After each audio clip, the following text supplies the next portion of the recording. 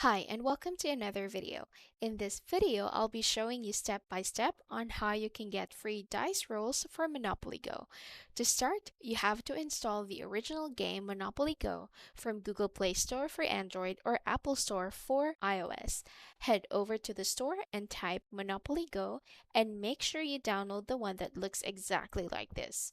Next, once the download is done, we would need to exit from here and open our phone settings. We have to make sure to disable the power saving mode for Android or lower power mode for iOS. So again, from here on your phone settings, scroll down until you find battery.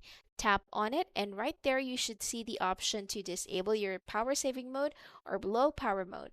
Now once that's done, let's go to the third and final step. Exit from here. Now open any browser you have on your phone. In my case, I'm using Google Chrome. On the URL bar, type monopoligomod.com.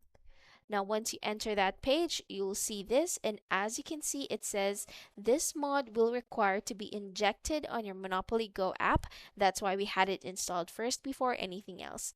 So just tap proceed and then inject. Make sure to complete this step as it will not work if not entirely done.